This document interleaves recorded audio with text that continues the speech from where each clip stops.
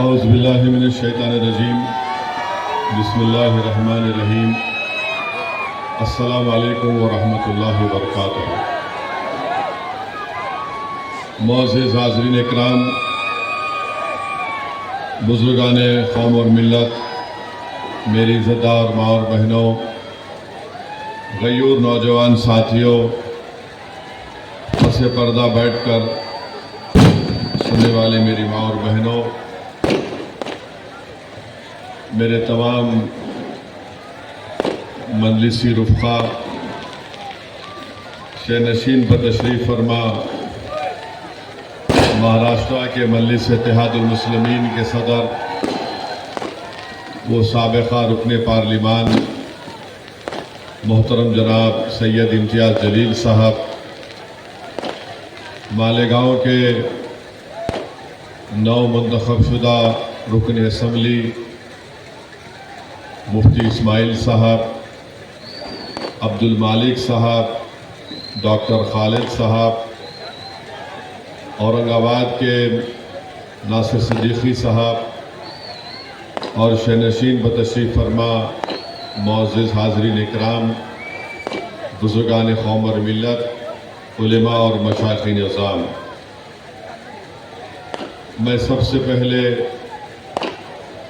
مالیگاؤں کی عوام کا شکریہ ادا کرتا ہوں کہ اللہ سبحانہ و تعالیٰ نے آپ تمام کے دل میں اس بات کو ڈالا کہ آپ یہاں سے مجلس اتحاد المسلمین کے امیدوار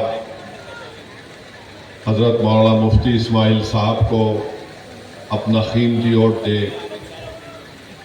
میں آپ کا شکریہ اس لیے بھی ادا کرنا چاہوں گا کہ آپ تمام نے مفتی اسماعیل صاحب کو اپنا ووٹ دے کر ان کو دوبارہ مالیگاؤں کا رکن اسمبلی منتخب فرمایا آپ کی خدمت کے لیے۔ یہ مفتی اسماعیل صاحب کی کامیابی نہیں ہے، بلکہ یہ کامیابی آپ کے اتحاد کی کامیابی ہے، یہ آپ کے سیاسی شعور کی کامیابی ہے۔ آپ نے مالیگاؤں کی عوام نے انفرادیت کو مسترد کیا اور آپ نے اجتماعیت کو کامیاب کیا۔ مفتی اسماعیل صاحب یا مجلس اتحاد المسلمین کی کامیابی سے زیادہ یہ ہے کہ ہم نے برائی کو شکست دی اور ہم نے نیکی کو مضبوط کیا۔ آپ نے مجلس اتحاد المسلمین کے امیدوار کو کامیاب کر کے پیغام دیا کہ آپ مالیگاؤں میں کسی بھی قسم کی غنڈہ گردی کو برداشت نہیں کرتے ہیں، آپ یہاں پر امن چاہتے ہیں۔ آپ نے اپنے ایک ایک ووٹ کو پتنگ کے نشان پر بٹن دبا کر یہ بتا دیا کہ ہم بٹن تو دبا رہے ہیں پتنگ کے نشان پر، مگر ہم نہیں چاہتے کہ جو بٹن اور پاؤڈر کا کاروبار کرنے والے لوگ ہیں، جو ہمارے بچوں کی زندگیوں کو برباد کر رہے ہیں، ہم ان لوگوں کو ووٹ نہیں دیں گے۔ آپ نے بٹن دبایا تو بٹن بیچنے والوں کی اب نیند حرام ہو چکی ہے۔ میں آپ تمام کا وہ پٹاخے روک دو بھائی، وہ پٹاخے رکوا دیجیے۔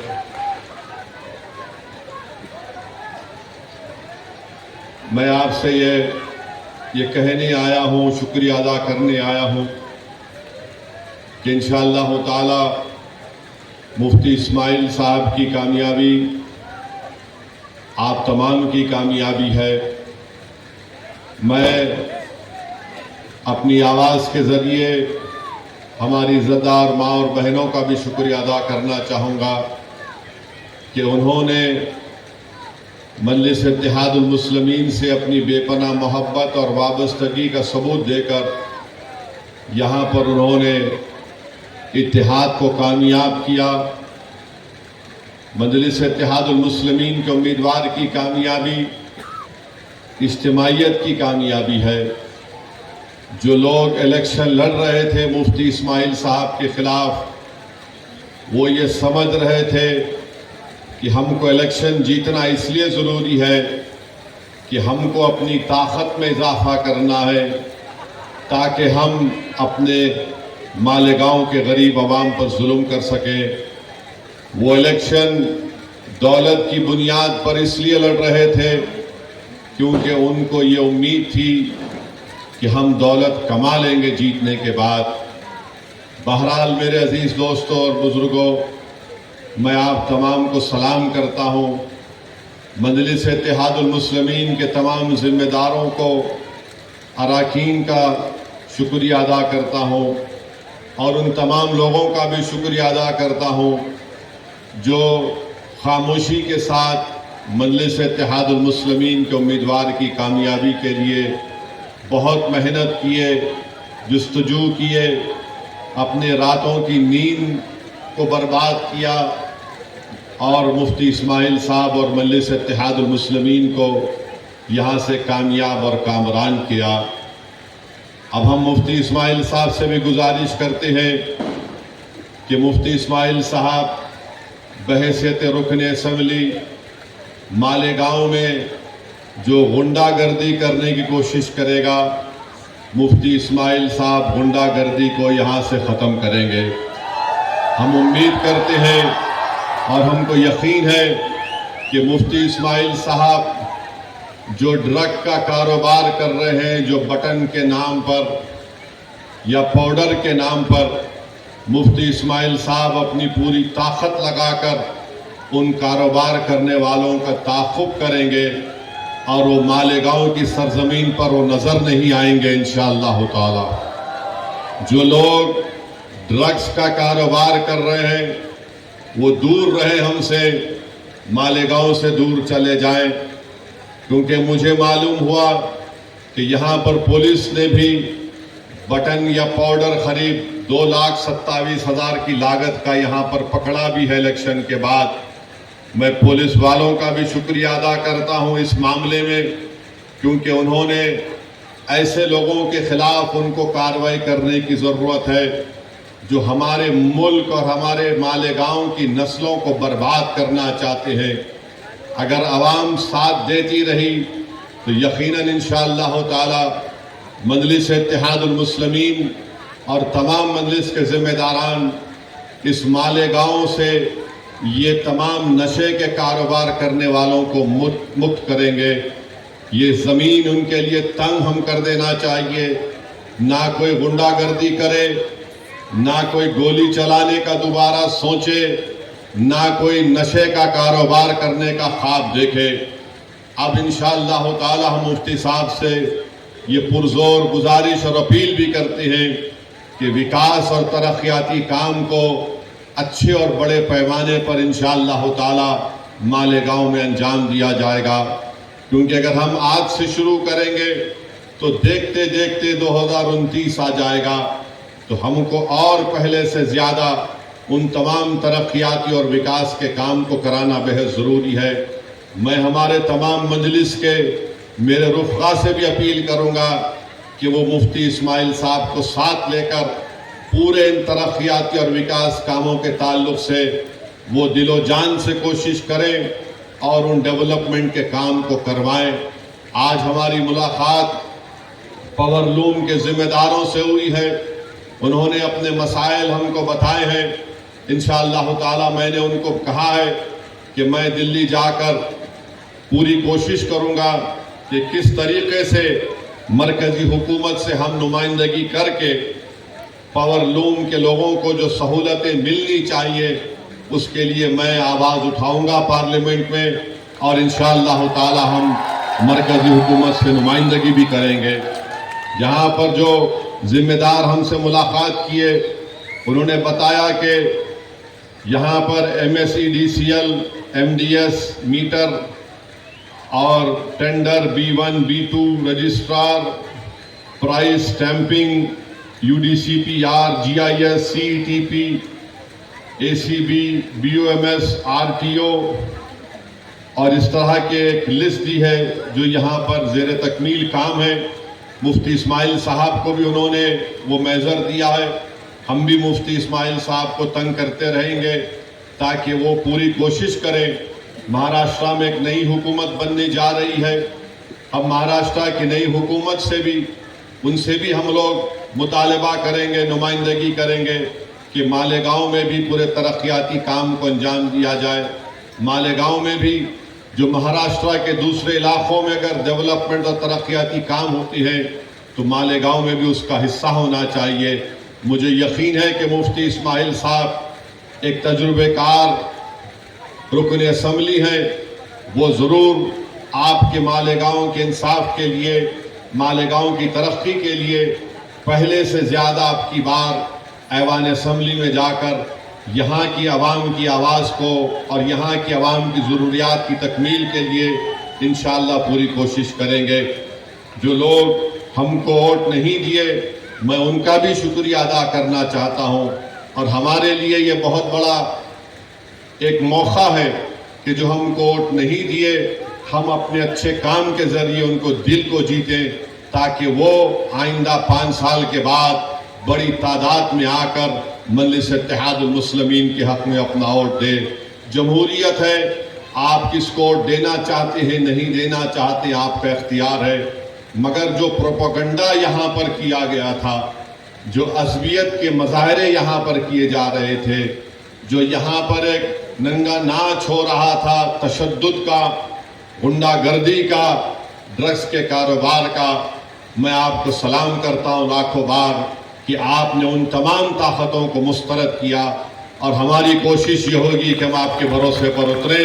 انشاءاللہ تعالی ہم پوری کوشش کرتے رہیں گے کہ آپ کی جو تکلیف ہے, آپ کے جو مسائل ہیں, آپ کے رکن اسمبلی مفتی اسماعیل صاحب اور مجلس کے ذمہ داران یہ پوری کوشش کر کے آپ کے مسائل کو حل کروائیں گے. میرے عزیز دوستوں اور بزرگوں, میں ساتھ ہی ساتھ یہ بھی کہنا ضروری سمجھتا ہوں کہ میرے چھوٹے بھائی جناب سید امتیاز جلیل صاحب, ناصر صدیقی صاحب کو اورنگ آباد سے کامیابی نہیں ملی. آپ کو یاد ہوگا کہ میں پکار کر آپ سے کہہ رہا تھا کہ ہم کو ہمیشہ نقصان اپنوں سے ہوا ہے, غیروں سے نہیں ہوا ہے. آج اورنگ آباد میں اگر چند ووٹوں سے امتیاز جلیل صاحب کی کامیابی نہیں ہو سکی تو آپ اٹھا کر دیکھ لیجئے کہ جو بی جے پی کے اشارے پر الیکشن لڑ رہے تھے, جن کو پوری مدد دی گئی تھی بی جے پی کی طرف سے, جن کا مقصد ایک ہی تھا کہ مہاراشٹرا کی ودھان سبھا میں سید امتیاز جلیل اور ناصر صدیقی نہ جائیں, مگر اورنگ آباد کی عوام نے یہ دیکھ لیا کہ کون ان کا ہمدرد ہے اور کون ان کا دشمن ہے. جو چہرے بہت چھپے ہوئے تھے, الیکشن نے ان تمام چہروں کو اورنگ آباد کے عوام کے سامنے بے نقاب کر دیا. جو بڑے اپنے آپ کو متقی اور پرہیزگار دکھاتے تھے, مگر ان کے چہرے معلوم ہو گئے کہ کتنے داغدار ان کے چہرے ہیں, کہ انہوں نے اپنے ضمیر کو بی جے پی کے چوکھٹ پر اس کو بیچ دیا. یہ کبھی اورنگ آباد کی عوام بھول نہیں سکتی. مجھے اس بات کی تکلیف ہے کہ امتیاز جلیل اور ناصر صدیقی کی کامیابی نہیں ہو سکی, مگر انشاءاللہ تعالی ہم پر امید ہیں, محنت کریں گے اورنگ آباد میں دوبارہ, اور انشاءاللہ تعالی دوبارہ وہاں سے مجلس اتحاد المسلمین اور امتیاز جلیل کو اللہ سبحانہ و تعالی نبی کریم صلی اللہ علیہ وسلم کے صدقے طفیل میں ان کو دوبارہ وہاں سے رکن اسمبلی منتخب کر کے عوام کی نمائندگی کرنے کا موقع عنایت فرمائے گا. مگر آپ جانتے ہیں کہ یہی امتیاز جلیل تھے, پارلیمنٹ کا الیکشن 4 مہینے پہلے ہارا, مگر جب ناموس رسالت کا مسئلہ پیدا ہوا تو امتیاز جلیل نے یہ نہیں سوچا کہ میں ابھی ممبر آف پارلیمنٹ نہیں ہوں. امتیاز جلیل نے بحیثیت مہاراشٹرا کے مجلس اتحاد المسلمین کے صدر کے اس چیز کو اٹھایا, اور جو لوگ رسول اللہ صلی اللہ علیہ وسلم کی شان میں گستاخی کرنا چاہتے تھے, امتیاز جلیل نے احتجاج صدائے احتجاج کو بلند کیا اور پورے مہاراشٹرا کی ایک تاریخ میں ایک پرامن احتجاج نکالا گیا۔ میں شکریہ ادا کرنا چاہوں گا ہمارے دھولیا کے فاروق شاہ صاحب کا، بہترین الیکشن کیمپین فاروق شاہ صاحب نے کیا، بہترین کام دھولیا کے گلی کوچوں میں جناب فاروق شاہ صاحب نے کیا۔ یہ اللہ کی کیا مرضی تھی، اللہ بہتر جانتا ہے، ان کی کامیابی نہیں ہو سکی۔ مجھے یقین ہے کہ فاروق شاہ اپنے گھر میں بیٹھنے والا نہیں ہے، وہ نکل کر دھولیا کی عوام کی خدمت کرتے رہیں گے اور انشاءاللہ تعالی دوبارہ وہاں سے منتخب ہو کر جائیں گے۔ مجھے افسوس اس بات کا ہے کہ شولہ پور سے فاروق شابدی پچھلے 3 سال سے محنت کر رہے تھے، بہت قربانیاں فاروق شابدی نے دی۔ ان کے گھر میں ان کے بیٹے کی طبیعت خراب ہو گئی، بہت طبیعت اتنی زیادہ خراب ہو گئی تھی، اس کے باوجود بھی فاروق شابدی کبھی بمبئی میں اپنے بیٹے کے علاج کے لیے تو جیسا طبیعت اچھی ہوتی دوڑ کر شولہ پور کو فاروق شابدی آ جاتے۔ پھر ایک ایسا وقت بھی آیا کہ ان کے والد کی طبیعت اتنی خراب ہو گئی، مگر فاروق شابدی نے اپنی والد کی بھی خدمت کی اور شولہ پور کی عوام کی خدمت کی۔ میرے عزیز دوستوں اور بزرگوں، ہم کو تکلیف اس بات کی ہے کہ گونڈی سے ہمارا کینڈیڈیٹ عتیق جو پہلی مرتبہ الیکشن لڑ رہا تھا سماجوادی پارٹی کے کینڈیڈیٹ کے خلاف، جو پچھلے 5 سال پہلے ان کو شاید 30-35 ہزار کی میجارٹی تھی، یہ ایک نوجوان بچہ اپنی زندگی کا پہلا الیکشن لڑا اور سماجوادی پارٹی کے ان کے لیڈر کو چنے چبا دیے اور ان کی میجارٹی 10,000 تک لا کر کم کر دی۔ 10,000 سے عتیق کی کامیابی نہیں ہو سکی، مگر ہمارے لیے خوش آئند بات ہے، انشاءاللہ تعالی ہم اتنے بڑی تعداد میں ووٹ حاصل کی ہے۔ اس سے ایک پیغام یہ ملتا ہے کہ مہاراشٹرا میں مسلمانوں نے طے کر لیا ہے کہ مجلس اتحاد المسلمین ہی ہماری سیاسی آواز بن سکتی ہے۔ میں شکریہ ادا کرتا ہوں اور انشاءاللہ تعالی جو مہاراشٹرا کے مسلمان اپنی ایک سیاسی قیادت کے لیے بے چین ہے اور پیاسا ہے، مجلس اتحاد المسلمین انشاءاللہ تعالی ضرور ان کے خوابوں کو پورا کرے گی۔ آپ کی قیادت ہے اور مضبوط ہوگی انشاءاللہ تعالی۔ میں نے پہلے بھی کیا اور آج بھی کہہ رہا ہوں، مہاراشٹرا کی سیاست میں اگر کوئی مسلمانوں کا لیڈر اور قائد ہے تو اس کا نام سید امتیاز جلیل اور مفتی اسماعیل ہے، اور اس سے کوئی انکار نہیں کر سکتا۔ ہاں تم الیکشن جیت کے آئے ہو مگر قیادت کا تم دعویٰ نہیں کر سکتے۔ قیادت کا دعویٰ اگر کوئی کرے گا جس کے پیچھے آج مہاراشٹرا کے 11% مسلمان کھڑے ہیں مجلس اتحاد المسلمین کے خلاف، وہ امتیاز جلیل اور مفتی اسماعیل صاحب ہے۔ میں آپ سے اپیل کر رہا ہوں کہ ہم کو اپنی جماعت کو اور مضبوط کرنا ہے، ڈرنے اور گھبرانے کی ضرورت نہیں ہے۔ جس کسی کی حکومت بنتی ہے بننے دیجئے، مگر مجھے یقین ہے کہ مجلس اتحاد المسلمین کے رکن اسمبلی مفتی اسماعیل صاحب بے باک طریقے سے غریب اور مظلوم عوام کی آواز کو اٹھائیں گے اور انشاءاللہ تعالی آپ کے مسائل کو حل کرانے کی وہ پوری کوشش کریں گے۔ میری آپ سے گزارش ہے کہ آپ مفتی اسماعیل صاحب کی صحت کے لیے بھی دعا فرمائیے۔ مگر معلوم بھی ہوا کہ کل مفتی اسماعیل صاحب کہیں پر بیٹھ کر کلیجی کھا رہے تھے۔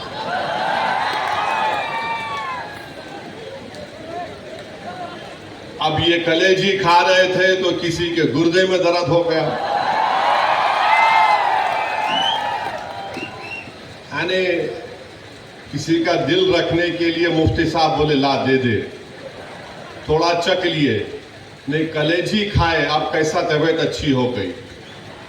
ارے بھائی تمہارے کلیجے کو کیا ہوا، تمہارے دل کو کیا ہوا، اس کو صاف کر لو، تمہارے کانوں کو صاف کر لو اور اس بات کو یقین کر لو کہ اب تمہاری غنڈہ گردی چلنے نہیں دیں گے انشاءاللہ تعالی۔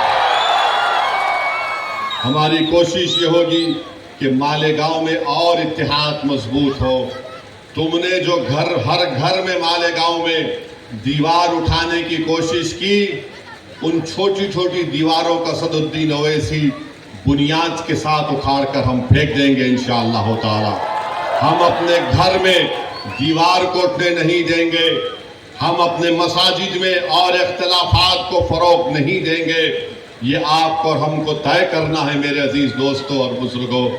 تیسری اہم بات جو میں آپ کے سامنے عرض کرنا چاہ رہا تھا، آج اورنگ آباد میں میڈیا کے لوگوں نے مجھ سے پوچھا کہ RSS کے سر سنچالک موہن بھگوت نے یہ کہا کہ کسی بھی آبادی کا پاپولیشن گرنا خطرے کی بات ہے، اور انہوں نے کہا کہ کم سے کم 3 بچے پیدا کرو.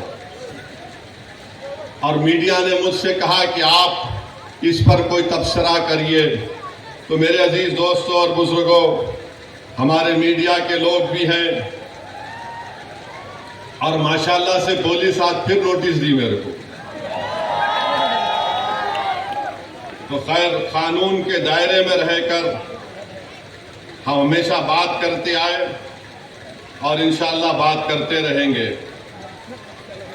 موہن بھگوت نے کہا کہ 3 بچے پیدا کرو. موہن بھگوت صاحب، آپ لوگ کب شادی کر رہے پہلے یہ بتا دو.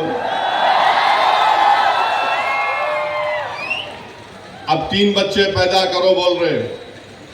اب آپ کے اور ہمارے کانوں نے برسوں سے ہم سن رہے ہیں، پچھلے 10 سال سے خاص طور سے خود پرائم منسٹر وزیر اعظم نریندر مودی نے پارلیمنٹ الیکشن کے دوران راجستھان میں کہا تھا کہ ہمارے ہندو بہنوں کے گلوں سے منگل سوتر اتار کر ان مہیلاؤں کو دیا جائے گا جو زیادہ بچے پیدا کرتے ہیں.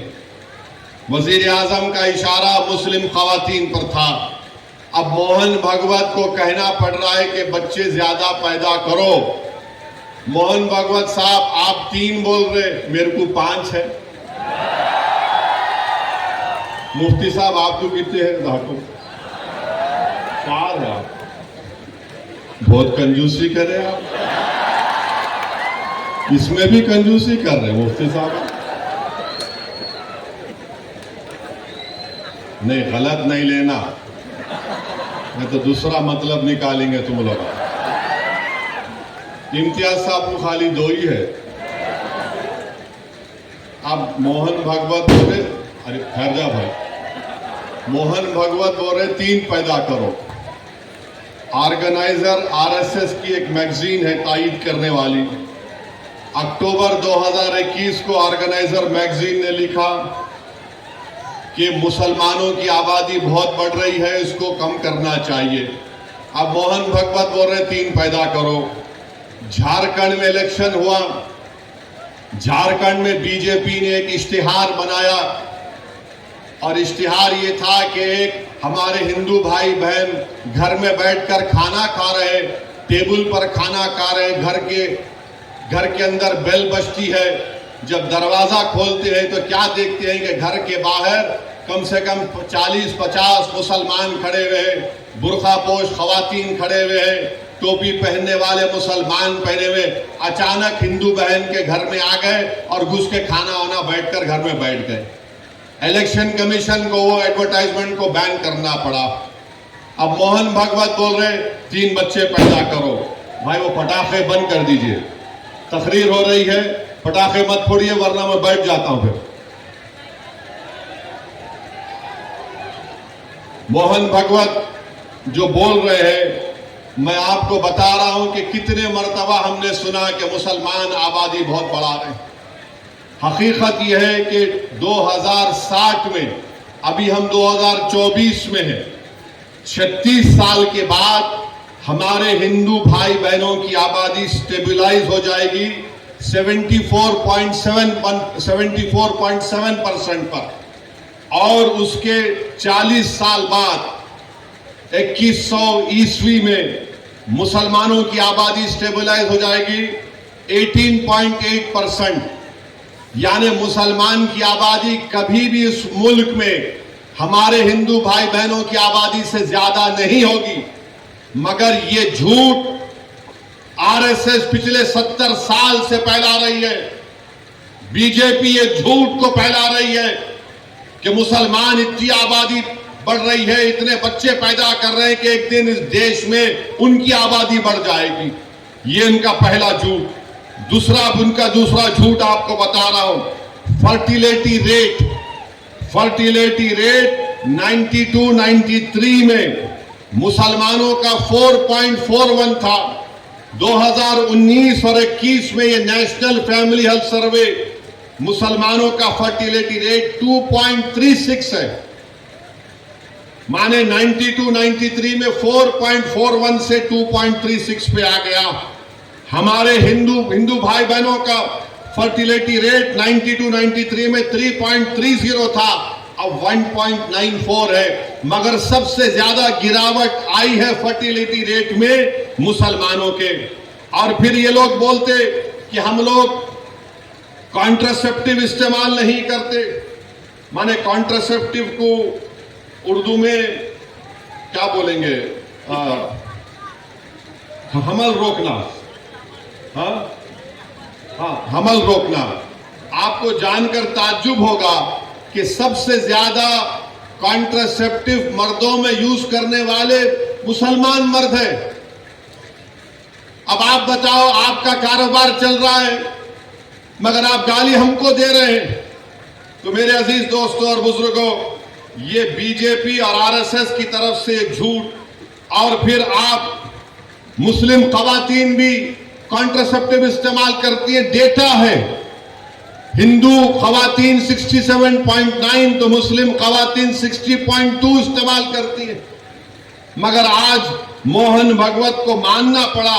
मैं ये बात हमेशा कह रहा हूं कि इस मुल्क में 25-30 साल के बाद एक बहुत बड़ी आबादी ज़ईफ लोगों की रहेगी। बहुत बड़ी आबादी ज़ईफ लोगों की रहेगी। उनके लिए क्या कर रहे हैं बताओ? जब इतनी बड़ी आबादी मुल्क की आज 140 करोड़ की आबादी में अगर 30 साल के बाद करीब 35-40 करोड़ के करीब बुजुर्ग लोग रहेंगे तो उनके लिए तैयारी आज से करना पड़ेगा। मगर नहीं, उसकी तैयारी नहीं कर रहे। अब आरएसएस को बोलना पड़ रहा है कि बच्चे पैदा करो, ज्यादा पैदा करो, क्योंकि जापान वहां की आबादी बूढ़ी हो चुकी है। यूरोप के कई ममालिक हैं, उनकी आबादी बूढ़ी हो चुकी है। आज भारत में, जिसको अंग्रेजी में डेमोग्राफिक डिविडेंड बोलते, कि सबसे ज्यादा नौजवान अगर आबादी पूरे दुनिया में है तो भारत में है। मगर नरेंद्र मोदी उन नौजवानों को रोजगार देना, उन नौजवानों को जाकर बोलना मालेगांव में तुम्हारे पावर लूम की इंडस्ट्री को अच्छा करेंगे, तुम यहां पर काम करो। यहां के पूरे महाराष्ट्र की इकोनॉमी को प्रमोट करना कुछ नहीं, मुल्क में इंडस्ट्रीज को कायम करना कुछ नहीं, मुल्क में रोजगार की स्कीमों को नाफिज करना ताकि नौजवानों को रोजगार मिल सके कुछ नहीं। जो नौजवान आर्मी एयरफोर्स में जाता था, जिसके लिए बिहार की बात समझी जाती थी, नरेंद्र मोदी ने कहा 4 साल अग्निवीर करो और 4 साल के बाद तुमको 15-20 लाख मिलेंगे, चले जाओ। कुछ नहीं प्लानिंग है। 30 साल के बाद सबसे ज्यादा बुजुर्गों की आबादी भारत में रहेगी। अब मोदी क्या कर दिए, बीजेपी आरएसएस क्या कर दिए? एक ही काम पे लगा दिए सबको, जाओ गड़े खोदो, देखो अंदर से क्या निकलता। जाओ मस्जिद में गड़ा खोदो, उसमें से अलाउद्दीन निकलते नहीं निकलते देखो। अरे हर जगह पर जहां भी जाओ बस गड़ा खोदो, सर्वे सर्वे सर्वे। नहीं, यहां पर कुछ था। कब था रे भाई? नहीं, 500 साल पहले था। अम्मा तेरे को कैसे मालूम 500 साल पहले था? नहीं था, हम सुने। अरे हम भी सुने नहीं था, क्या करेंगे तुम? संभल की मस्जिद आप बताइए, 500 साल पहले वहां पे मस्जिद नहीं थी।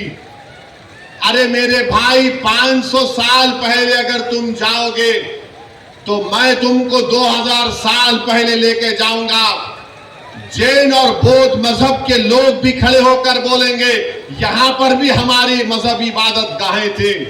हम भारत को विकसित भारत बनाना चाहते हैं, नहीं बनाना चाहते, मगर भारत को 500 साल पीछे लेके जाना चाहते। अरे वो मुल्क, वही मुल्क ताकतवर बनेगा जो आगे देखेगा। मगर नहीं, नरेंद्र मोदी 1526 پہ نظر ہے. ارے موڈی نظر رکھو, وکشت بھارت کا تو تم نام لے کر جھوٹ بولتے ہو. ارے تم نظر رکھو کہ 70 سال کے بعد اس دیش میں کیا ہوگا, اس دیش میں غریبی کتنی بڑھ جائے گی, مگر اس کے بارے میں فکر نہیں. سنبل کی مسجد کا مسئلہ کھڑا کر دیے. اور کیا مسئلہ ہے سنبل کی مسجد کا؟ کوئی رک جاؤ بھائی, وہ کرسیاں چھوڑ دیجئے, کرسیاں بھائی ڈسٹرب مت کریے, تھوڑی دیر کے لیے سنیے. ایک پت رک جائیے بھائی, جو کون ہے تھوڑی دیر کے لیے رک جائیے. سنبل کی مسجد میں جو لوگ کورٹ کو گئے, وہ کورٹ میں یہ بول کر گئے کہ ہم کو مسجد کے اندر جانے کا پرمیشن ملے. اب آپ بتائیے, کوئی ہم کسی کو روکتے, کوئی مسجد میں آنا چاہ رہا ہے تو آئیے, آداب کو ملحوظ رکھ کر مسجد میں آئیے. مگر پریئر یہ ہے, مطالبہ کورٹ سے کہ اندر آنے کا موقع ملے. اور فاضل جج صاحب ماشاءاللہ آرڈر دے دیے سروے کا. مانے کورٹ مسجد سنبل کی مسجد چندوسی مسجد سے 45 کلومیٹر دور ہے. 1.5 گھنٹے میں آرڈر لے کر آ گئے, اور وہاں پر پولیس موجود ہے. شام میں 6 بجے سروے ہوتا ہے, پھر اس کے بعد اتوار کے دن سروے ہوتا ہے, اور پھر جب دوسرا سروے جس کا کوئی قانونی موقف نہیں ہے سروے ہوا تو فائرنگ ہوئی. فائرنگ میں 5 لوگ شہید ہو گئے. اس میں ایک 17 سال کا بچہ جو پلاسٹک کے کھلونے بیچتا تھا, اس کے سینے پہ گولی لگ گئی. 5 کے 5 کو, 4 کو سینے پہ گولی لگی, 1 کو پیٹھ پر گولی لگی. اور مارنے والے بولتے ہم نہیں مارے, کٹھے سے مارے. ارے کیا کوئی جنات آ کے گولی مار کے چلے گئے؟ آپ گولی چلا رہے ہیں, ویڈیو ہے, اور بول رہے ہیں کہ نہیں ہم نہیں چلائے, کٹھے سے مارے. ترک اور پٹھانوں کا جھگڑا تھا؟ نہیں تھا جھگڑا. ترک پٹھان کا مسجد پہ جھگڑا کبھی تھا نہ کبھی رہے گا انشاءاللہ تعالی. آپ کہہ رہے ہیں جھگڑا تھا, مگر 5 لوگ شہید ہو گئے, اپنی جانوں کو گنوا دیے. اگر وہ لوگ کورٹ کو نہیں جاتے تو کیا یہ 5 بچے مرتے تھے؟ کیا یہ تشدد ہوتا تھا سنبل میں؟ میرے بھائی آج آپ دیکھ رہے ہیں یہ سنبل میں ہوا, اور الزام مجھ پر لگایا جاتا ہے. اسد الدین اویسی تم یہ بول رہے ہیں, تم وہ بول رہے ہو. بار بار مجھے واٹس ایپ کے اوپر کبھی SMS کے ذریعے, کبھی فلاں کے ذریعے دھمکی دی جاتی ہے. ارے ظالموں, یاد رکھو میں مسجد بچانے کے لیے, خانخواہوں کو بچانے کے لیے, درگاہوں کو بچانے کے لیے, وقف کی جائیداد کو بچانے کے لیے, جمہوریت کو بچانے کے لیے, قانون کی بالادستی کے لیے, انصاف کے لیے میں 1 بار نہیں 1000 مرتبہ مرنے کو تیار ہوں. تم کیا کرو گے بتاؤ؟ تم سمجھ رہے کہ ہم خاموش بیٹھ جائیں گے؟ ایسے 12 درگاہ اور مساجد پر کیس ڈال دیا گیا ہے کہ یہ مسجد نہیں تھی, پھلا تھا, یہ تھا. سلیم چشتی رحمت اللہ علیہ کی درگاہ پر کیس ڈال دیا گیا. سلطان ہند خواجہ اجمیری کے آستانے پر کیس ڈال دیا گیا. اور کیا بولتے ہیں, کیس ڈالنے والا کون ہے معلوم آپ کو؟ یہ میرے گھر کے پاس دلی میں آ کر میرے گھر کے اوپر جو نیم پلیٹ ہے اس کو توڑا, پتھر پھینکے گھر میں میرے, اور اس کے بعد میرے نیم پلیٹ پر کالک ڈال کر دھمکی دیا کہ وہ اسی تیرے کو دیکھ لیں گے. ارے کمینے, کبھی بول کر آنا, مرد کا بچہ ہے تو میں کہتا ہوں سامنے. بس آتے کیمرہ لے کے فائبے پھینکے بھاگ. ارے بول کیا آ رہا ہوں کل تیرے پاس تو میں بھی ٹھہرتا ہوں, دیکھیں گے 6 فٹ 2 انچ کیا کرتا ہے. وہ آدمی اب کورٹ کو گیا, سپریم کورٹ کے وکیل کو تھپڑ مارا. 2016 میں دلی کی پولیس نے اس کو تڑی پار کا نوٹس دیا. وہ کورٹ میں کیس ڈال رہا ہے کہ خواجہ اجمیری کا آستانہ نہیں ہے, وہاں پر کوئی اور جگہ تھی. حوالہ کیا دے رہا ہے؟ 1901 کی کتاب, 1901 کی کتاب کا بھروسہ کریں گے یا پھر 13ویں صدی کی کتاب خزائن فتوحہ جس کو امیر خسرو رحمت اللہ علیہ نے لکھا؟ کس کی کتاب پہ یقین کریں گے؟ 1901 میں کوئی دیوانہ لکھ رہا نہیں، روایت یہ بتاتی ہے. ابے روایت بہت باتیں بتاتی ہے، یقین کر لیں گے کیا؟ پارلیمنٹ نے قانون بنایا کہ 15 اگست 47 کو جو مسجد، مندر، گرجا گھر، گردوارہ رہے گا وہ سیل ہے، بند ہے، اس پر کوئی چھیڑ خانی نہیں ہوگی، اس کا کنورژن نہیں ہوگا، اس کا کیریکٹر نہیں بدلا جائے گا. مگر یہ کیا ہو رہا ہے؟ کیا ہو رہا ہے ہمارے ملک میں؟ 800 سال کی درگاہ خواجہ غریب نواز سلطان ہند کی. اور سنو اقتدار کی کرسیوں پر بیٹھنے والوں، دلی کے اقتدار پر بیٹھنے والے سنو، خواجہ ہندوستان کا سلطان ہے، اس کے بعد کوئی سلطان کو نہیں مانتے ہم. خواجہ کے آستانے پر چلے گئے، غریب نواز کے آستانے پر چلے گئے. ارے کون سی کتاب تمہاری؟ نہیں وہ فلاں دیوار کو ایسا کھکورے تو اس کو ایسا رنگ نکالے تو چھتری نکلتی. ابے تیرے گھر میں اگر 1000 فیٹ کھودا تو اس میں بھی خانے جہاں خان کی ملبہ نکلتا، کیا کریں گا؟ دیتا میرے کو، کیا کریں گے؟ نہیں وہ تھا. یاد رکھو یہ ملک کمزور ہو جائے گا. 5 بچوں کی جانیں چلے گئیں، وہ مرے نہیں، وہ شہید ہے. تم نے ان کو گولی مار کر ان کا قتل کیا ہے، تم قاتل ہو. تم نے غریب ماں باپ کو اپنی اولاد سے محروم کر دیا ہے. ارے یہ میڈیا کو لیک کرتے نہیں، وہ پتھر پھینک رہے، وہ پھلا کر رہے. ارے مسجد ہے، اللہ کا گھر ہے. تم کو کیا رائٹ دیتا ہے کسی بھی عبادت گاہ پر اگر تم جاؤ گے تو لوگ کیا خاموش بیٹھ جائیں گے؟ 800 سال کی درگاہ وہاں وہ ہے نہیں، یہ نہیں تھا، وہ نہیں تھا. ہم بھارت کے پردھان منتری سے پوچھنا چاہ رہے نریندر مودی، کیا آپ یہ تمام ان لوگوں کو روکیں گے یا پھر یہ دیش اسی طرح چلتا رہے گا کہ ہر مسجد پہ سوال کر دو، ہر درگاہ پہ سوال اٹھا دو؟ میرے بھائی 12 مقدمے عائد ہو چکے ہیں گیان واپی پر، متھورا کی شاہی عیدگاہ پر. وہاں پر تو 1965 میں مسلمانوں نے ہندو بھائی بہنوں سے مل کر بیٹھ کر تصفیہ کر لیا. 8 ایکڑ زمین مسلمانوں نے وقف کی تھی کہ لو یہ قسمت ہندوستان ہے، آپ کے لیے معتبر جگہ ہے، آپ بناؤ یہاں پر. 65 میں سنی وقف بورڈ کی اجازت سے ایگریمنٹ ہو گیا ہندو مسلمان میں. 2023 میں کوئی آ کے بولا وہ کون ہندو ہوتے، وہ پوری جگہ ہماری ہے. ٹیلے والی مسجد لکھنؤ کی، ایسے 12-13 مقامات ہیں. سپریم کورٹ نے رام مندر کے فیصلے میں کہا کہ 91 کا ایکٹ بھارت کے سمویدھان کا ایک اٹوٹ حصہ ہے. اور پھر اس کے بعد ڈی وائی سی چندرجوت CGI تھے، وہ خاموش ہو گئے. اورل آبزرویشن کیا کہ نہیں، سروے کو اسرٹین کرنے میں کیا بری بات ہے؟ ارے بری بات یہ ہے کہ سروے کوئی اکیڈمک ایکسرسائز نہیں ہے. سروے کیوں کیا جا رہا ہے؟ گیان واپی مسجد میں وضو خانے کو سیل ہو گیا. گیان واپی مسجد کے جنوبی طرف ہمارے پاس نہیں ہے، وقف کی جائیداد نہیں ہے. وہ کیا کریں گے آپ؟ اور جب بابری مسجد کا فیصلہ آیا تھا، میں پکار کر کہہ رہا تھا یہ غلط فیصلہ ہے، اس کے بعد بہت سی چیزیں کھلیں گے. تو میرے خلاف یہ وہی لوگ ہیں جو آج اس اسمبلی کے الیکشن میں ان کو ووٹ دو اعلان کیے تھے. وہ لوگ مجھے فون کر کے بولے آپ ایسا کیوں بول رہے ہیں، آپ ایمونیشن دے رہے ہیں بی جے پی کو. میں نے کہا حضرت دامن برکاتا ہوں، ججمنٹ آپ پڑھو، یہ ججمنٹ تمام چیزوں کو کھول دے گا.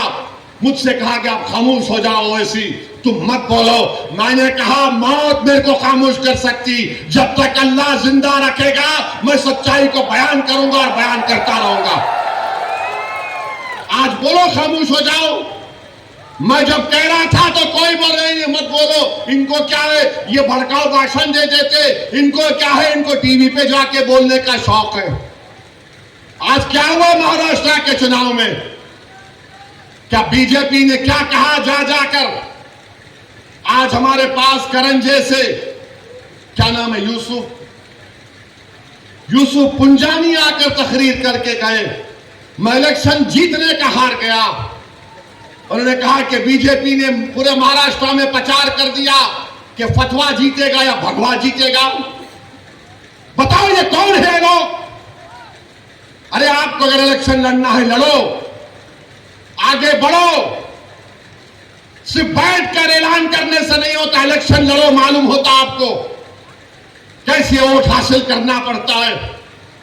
ایک عالم دین مفتی اسماعیل آپ کے سامنے جو الیکشن لڑ رہا بھی ہے، منبر رسول پر آپ کو اچھائی کو بیان بھی کرتا ہے اور چناؤ بھی لڑتا ہے، مگر یہ کیا بات ہے کہ الیکشن آئے گا ان کو ووٹ دو ان کو ووٹ دو؟ ارے آپ لڑو، آپ نہیں لڑ سکتے تو اپنے داماد کو لاؤ، چلو لڑو، کیوں نہیں روکتے؟ نہیں ہم ان کو بولیں گے، ان کو بولیں گے۔ کیا ہوا؟ آپ نے بی جے پی کو ہینڈل دے دیا۔ یوسف پنجانی کہہ رہا ہے کہ بی جے پی گلی گلی جا کر اعلان کر دی کہ فتوا جیتے گا یا بھگوا جیتے گا۔ ارے جب سیاست نہیں آتا کرنا تو مت کرو، دعا کرو یا حکمت عملی سے اختیار کرو۔ نہیں ہم کو سب چیز ہونا۔ دیکھ لیے کیا ہوا، اب کدھر ہیں آپ، کدھر ہے نہیں معلوم۔ کہاں وہ لوگ جو اورنگ آباد میں بولے تھے امتیاز جلیل کو ووٹ مت دو، اس سماجوادی پینڈنٹ کو ووٹ دو، بولے تھے چہرہ دکھاؤ اورنگ آباد کے عوام کے سامنے تم۔ ارے لفافوں پہ زندگی گزارنے والوں، شرم سے ڈوب پڑو تم۔ میرے گھر کو آئے تھے حیدرآباد کو، بغیر بولے میرے گھر کو آئے۔ میں وقف کے بل کی میٹنگ میں جا رہا تھا، پلٹ میرا گارڈ فون کرا کہ صاحب اتنے لوگ آئے، ملا۔ گھر پہ آئے تو میں نے کہا کہ میرا گھر اتنا بڑا نہیں ہے، آپ لوگ 20 لوگوں کو لے لیجئے۔ 20 لوگوں کو بٹھایا، وہ بات کرے میں بات کرا، لیٹر لکھ کے دیے ان کو، ٹکٹ دو، ملا میں غور کروں گا۔ پھر جانے سے پہلے میں نے ایک اللہ کے ولی کہ انگریزی قرآن کا ترجمہ جو ترکی کا چھپا ہوا ہے، اس کی 4 کاپیاں ان ذمہ داروں کو دیا کہ آپ میرے گھر کو آئے، یہ ایک اللہ کے ولی کی قرآن کا ترجمہ ہے۔ ایک ایک کے ہاتھ میں دیا تو اورنگ آباد جا کے بولے ہم گھر کو گئے تھے، ہمارے کو چائے تک نہیں پلائے۔ ارے آپ پہلے سے بول دیتے تو نان خلیہ کھلا دیتا میں آپ کو۔ میرے کو نہیں معلوم تھا کہ تم میرے گھر کو کھانا کھانے آ رہے۔ ارے تم کو قرآن کریم دیا نا ہاتھ میں، اللہ کا کلام تمہارے ہاتھ میں دیا، تم کو اس کا بھی لحاظ نہیں ہے، اور تم دعویٰ کرتے ہو قوم کا۔ بہت بول سکتا ہوں، یاد رکھو میری زبان کو لگام نہیں ہے، تمہارا گھر سے نکلنا محال کر دوں گا میں یہاں پہ۔ میرے بھائی امام شافعی مفتی صاحب بیٹھے ہوئے، امام شافعی رحمت اللہ علیہ کا زمانہ، ایک دولت مند نے کہا کہ اگر اللہ میرے کو بیٹی دے گا تو جب اس کی شادی کروں گا دین اور دنیا کی دولت اس کو دوں گا۔ جب بیٹی کی شادی کا موقع آیا علماء کرام کے پاس گیا، علماء کرام نے کہا کہ نہیں تو نہیں دے سکتا، دین اور دنیا کی دولت تو کیسے دے گا، تیری قسم غلط ہو گئی۔ امام شافعی کے پاس گئے، امام شافعی بولے بہت آسان ہے۔ امام شافعی رحمت اللہ علیہ نے کہا تیری بیٹی کی شادی کب ہے؟ اس نے کہا فلاں دن ہے۔ بولے میں آ رہا ہوں، چلا جا۔ امام شافعی پہنچے، امام شافعی رحمت اللہ علیہ نے کہا کہ آسان ہے۔ وہ بولا کہ حضرت شادی تو ہو گئی، کیا ہے بتاؤ؟ بولے قرآن اپنی بیٹی کو دے دے، دین اور دنیا کی دولت اس کو دے چکا، میں ان کو دیا، 4 قرآن دیا ان کو، اور بول کے دیا کہ آپ میرے گھر کو آئے، مجھے پتہ نہیں ہے، میں وکیلوں کی میٹنگ میں جا رہا تھا، پلٹ کر آیا آپ کے لیے، یہ قرآن کریم کا تحفہ آپ کو دے رہا ہوں۔ ارے تم کو اویسی سے مجلس سے نفرت ہے، مگر قرآن کریم کی تو عظمت کا تم لحاظ رکھ لیتے۔ میں یہ بات الیکشن میں بول سکتا تھا مگر خاموش بیٹھے رہا، مگر آج مجبوراً بولنا پڑ رہا ہے۔ یاد رکھو تم لوگ جو کام کر رہے ہو نا، تم مہاراشٹر کے مسلمانوں کو نہ صرف کمزور کر رہے ہو بلکہ تم ان کی آواز کا گلا گھونٹ رہے ہو۔ ارے تم الیکشن لڑو، ہم تمہاری تائید کرنے کو تیار۔ کب تک تم یہ سیاست کرو گے کہ انہیں بول دیا انہیں بول دیا؟ جس کو تائید کیے اورنگ آباد میں وہ خالی 5,000 ووٹ لیا، 5,000 ووٹ لیا۔ ناصر کے خلاف کتنے ووٹ لیا انہوں نے؟ 10,000 ووٹ لیا، اور ناصر ہارے 8,000 ووٹ سے۔ جو جس کی تائید کا اعلان کیا وہ 5,000، امتیاز جلیل ہارے 1,100 ووٹ سے۔ دھولیا سے فاروق شاہ کے خلاف آپ نے اعلان کیا، وہ 10,000 پہ نپٹ گیا، فاروق شاہ 70,000 ووٹ لیے۔ صرف 1,700 ووٹ لیا وہ ظالم، صرف 1,700 ووٹ لیا۔ فاروق شاہ 70,000 ووٹ لیا۔ عتیق کو آپ نے تائید نہیں کی، کسی اور کو بول دیا۔ ارے کیا کر رہے ہو تم لوگ؟ مت کرو۔ تمہارا احترام اور تمہاری عظمت ہم کرتے ہیں، مگر آپ جو کام کر رہے وہ مسلمانوں کے حق میں نہیں کر رہے۔ آپ نے ہینڈل دے دیا بی جے پی کو، بی جے پی نے پورا پرچار کر دیا، اور کیا نتیجہ نکلا جا آپ دیکھو۔ کل یہ بی جے پی کی سرکار اگر کچھ کرے گی تو کون آ کے لڑے گا؟ آپ آئیں گے ووٹ پہ؟ یہی امتیاز جلیل، یہی فاروق شاہ، یہی مفتی اسماعیل، یہی ناصر صدیقی، یہی فاروق شابدی، یہی وارث پٹھان میدان میں اتر کے مقابلہ کریں گے۔ میرے بھائی پہچانو ان لوگوں کو۔ میں نہیں بولنا چاہ رہا تھا، مگر آج میں ضروری ہے سچائی کو بیان کرنے کے لیے کہہ رہا ہوں۔ بہرحال میرے عزیز دوستوں اور بزرگوں، اپنے مسجدوں کو آباد رکھو۔ جو لوگ مسجدوں کو چھیننا چاہتے ہیں اس کا جواب کیا ہے؟ اپنی مسجدوں کو بھرے ہوئے کرو۔ تمہاری جمعے کی نماز فجر کی نماز میں اتنی تعداد ہونی چاہیے۔ تمہاری مغرب کی جماعت میں جتنے لوگ ہوتے اتنا ظہر میں ہونا چاہیے۔ درگاہوں کو آباد رکھو، خانخواہوں کو آباد رکھو۔ درگاہ اور خانخواہوں پر اللہ کے نام پر دل پر ضرب مارتے رہو۔ ڈرنے اور گھبرانے کی ضرورت نہیں ہے۔ جو طاقتیں مسجدوں کو چھیننا چاہتی ہیں، اللہ قرآن میں فرما دیا یہ سب سے بڑے ظالم ہیں، یہ سب سے بڑے ظالم ہیں۔ اب خواجہ اجمیری کے آستانے تک آپ پہنچ گئے، سلیم چشتی کے آستانے پر پہنچ گئے۔